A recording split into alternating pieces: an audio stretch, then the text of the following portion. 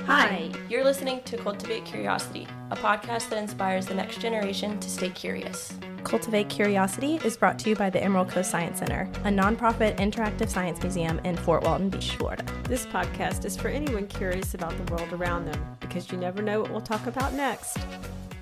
Hey everyone, it's Eileen, the Community Engagement Coordinator here at the Emerald Coast Science Center. Welcome back to Cultivate Curiosity. Today we're going to be talking about Artemis II, and honestly, this is one that I've been super excited to sit down and talk about, not just because of the cool science behind it, but because of how it made people feel and how rare that kind of moment really was to see. And I'm really glad I'm not having this conversation alone. I'm joined by Diane, our Executive Director, and Harley, our Education Coordinator and Exhibit Curator. Hello, this is Harley. And hi, this is Diane. So I feel like this is one of those moments where everyone took something a little different away from this, so I'm really excited to see what stood out to both of you while you were watching the Artemis mission. So just a little background into what we're going to sort of be going over and the mission itself. Artemis II was the first crewed mission back to the moon since the Apollo era, which was the 1969 to 1972. This was part of NASA's Artemis program designed to return humans to deep space, and it is not a landing mission. This is about testing, proving, and preparing for what's next, which is hopefully establishing a presence on the moon and bringing humans to Mars. And in true NASA form, because NASA is always really punny if you actually pay attention to the words they use and the way they name things. The first mission was Apollo. So the Apollo mission took the first ones to the moon. And in Greek mythology, Apollo and Artemis are twins.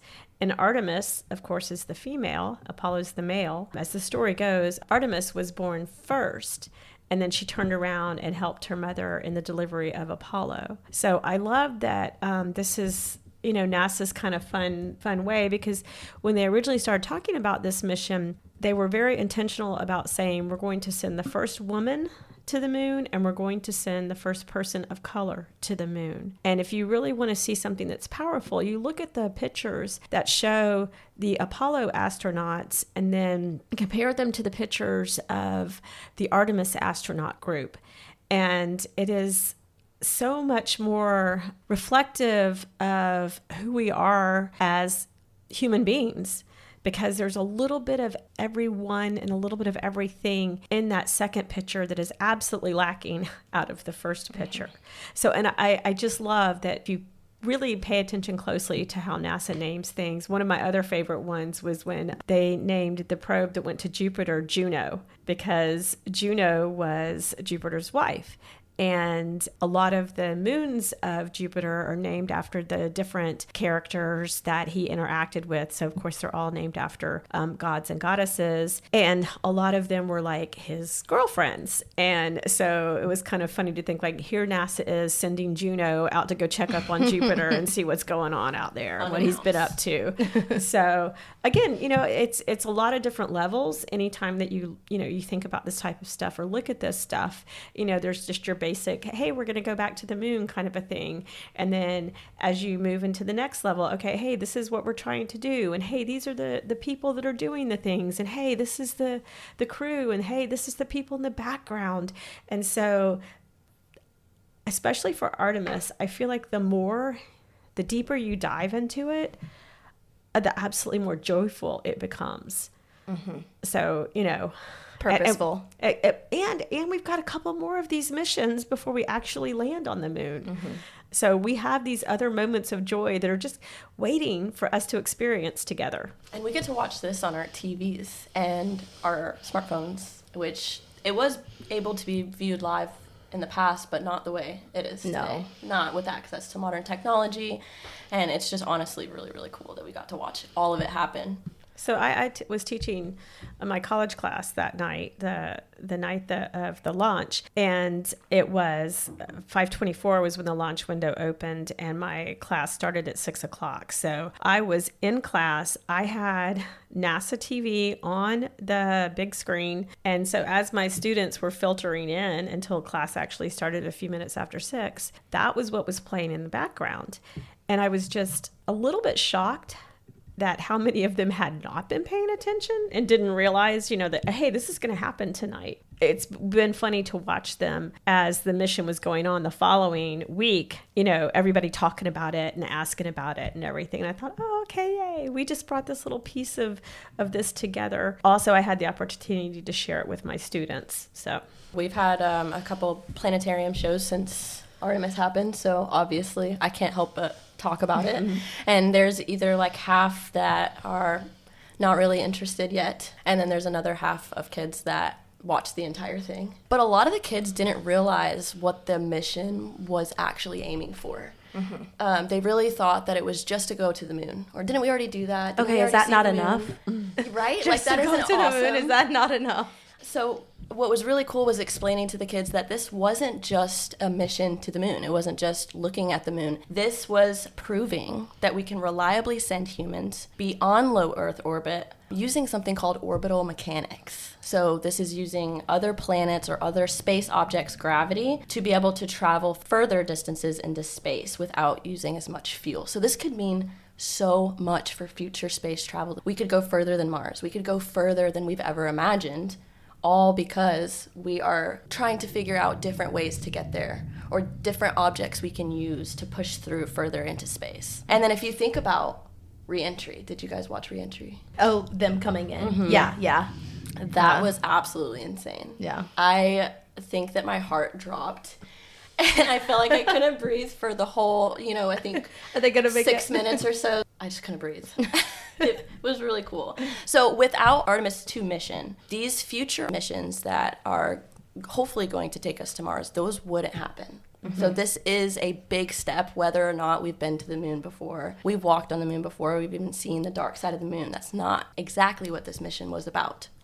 And the fact that it was successful, pretty well, almost like perfect trip and mission is even greater for the crew, for the scientists, for everybody involved.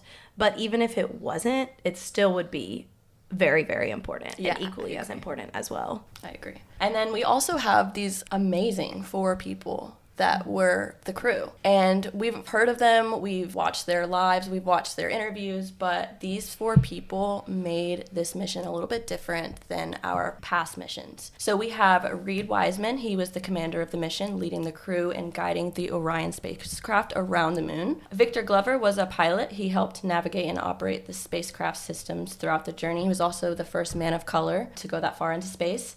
And then we have Christina Cook, our mission specialist, first woman to the moon, supporting science, navigation, and onboarding operations. And then we also have Jeremy Hansen. He was also a mission specialist, but his job was to assist with experiments and representing Canada. I also saw that Christina Cook was, I think it was supposed to be a funny video. They were showing the toilet and how it was, they were supposed to go into it. And she was like, yeah, I guess I'm the plumber.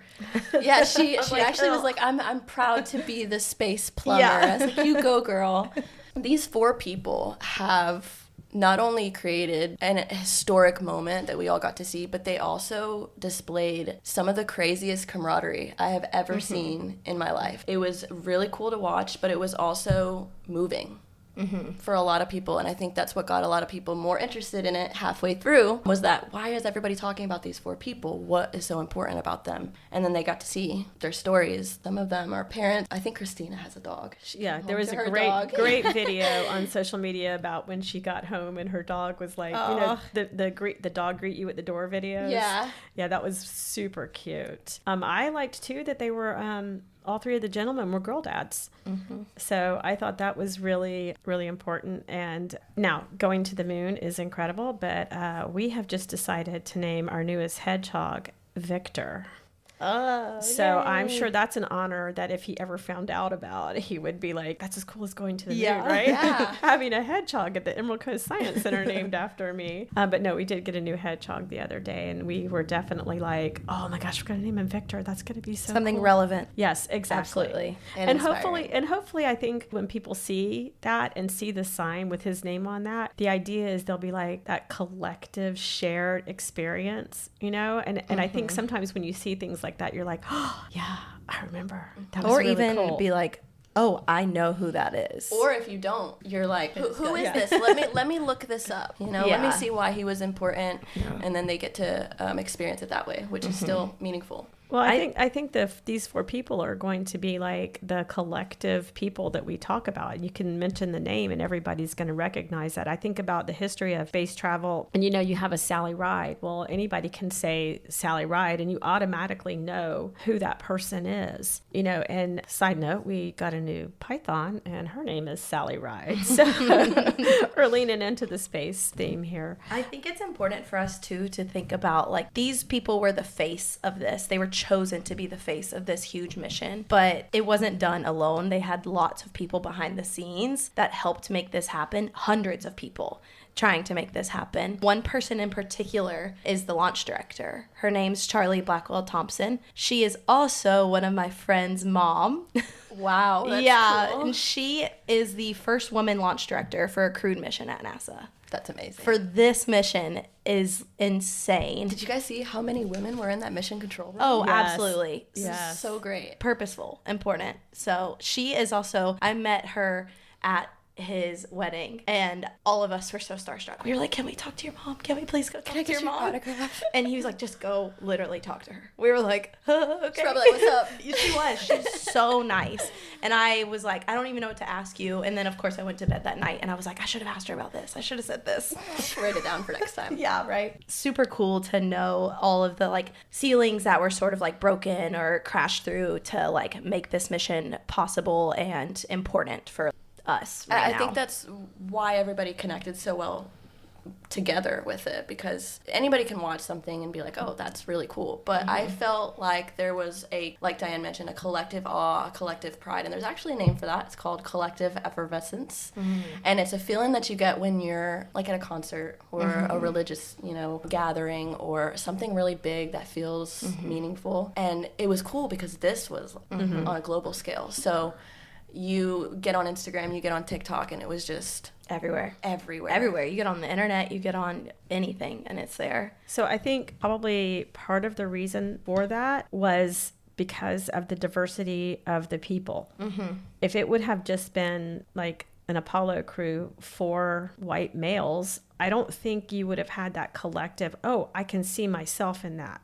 But instead, you had a woman and you had a person of color and you had somebody that wasn't American. And so I think that gave everybody the opportunity to be like, that could be me, that could, or see themselves in that situation, or understand that that's the possibility. Because if it's something that you can't see, that you could be a part of, you don't care as much. Can't be what you can't see. Almost as if diversity is a good thing. No, really? There's a thought. I recently learned creating wow moments in science is a perfect way to then bring up bigger issues. Get excited and be wowed by the fact that they went to the moon. Be wowed by the fact that there's this huge animal that we just encountered for the first time, or that there is an endangered species that is being taken off of the endangered species list. And then use that wow moment and that time that people are locked in to be like, okay, this is what you need to do to keep this track moving forward, to advocate.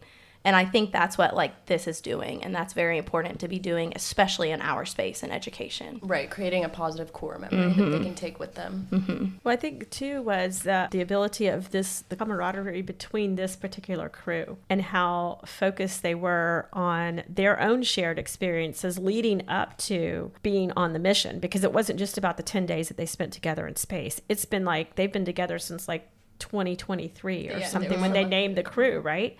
And so they have been working in an incredibly tight-knit group. They probably know more about each other than they ever would want to know about each other. But and I think that respect and that camaraderie, like when they named the spot on the moon after, yes, and they all hugged, and I was bawling when I saw that video. I mean, what was crazy is that they didn't ask permission to do that. They called up Mission Control and they said, we're doing this. It's been named in honor of Reed's wife, and that was also another really cool moment. She wasn't just Reed's wife, she was their friend too. Right.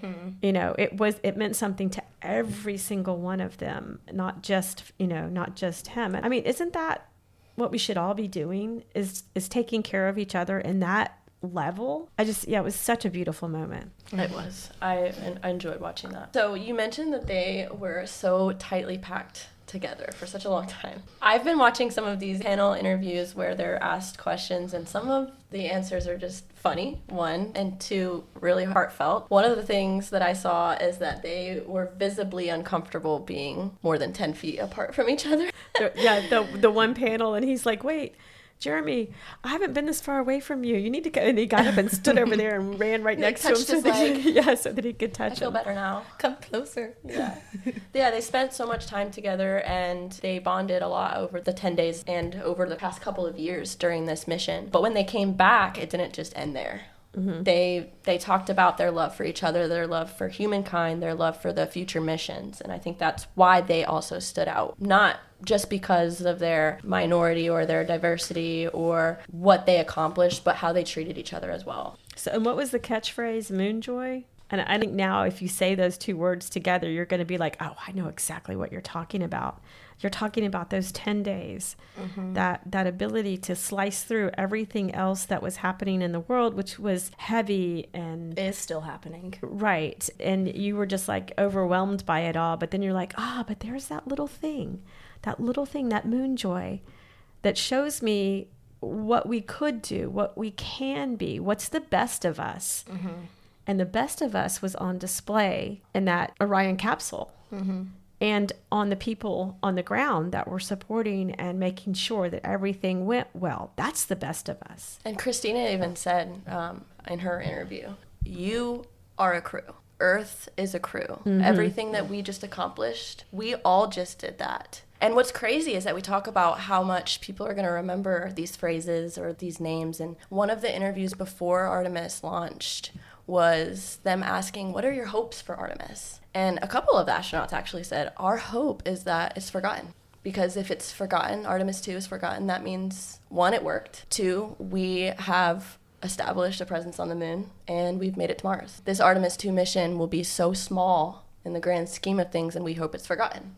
It's just crazy to hear them say that. After they just put all that work into it. Yeah, and then they're still working towards it. So that was amazing. When you just said that about all being a crew and making that happen, I thought about it like this. Like if you're in there and you're turning around and you're looking back at Earth, and you have to think about Earth being a spaceship, right? And that we're all the crew of this planet.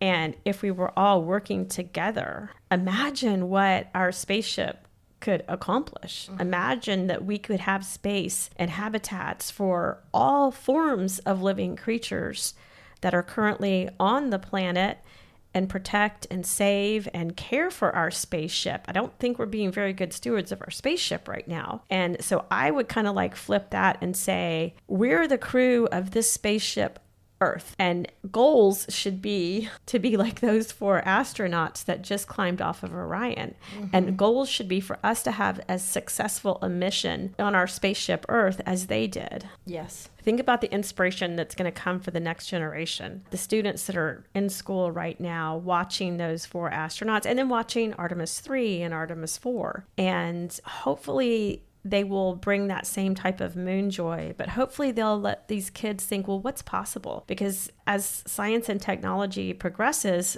there are things that are in the works today that we don't even understand how they're going to impact our lives. I mean, if we're thinking about like AI. So what is that next generation? What are the jobs going to be like for the next generation? What are they going to be capable of doing? You know, who are these young scientists and engineers and these explorers? Because there's still so much left to learn and so much left to explore. I mean, as they always say, we know more about space than we do about the bottom of our oceans.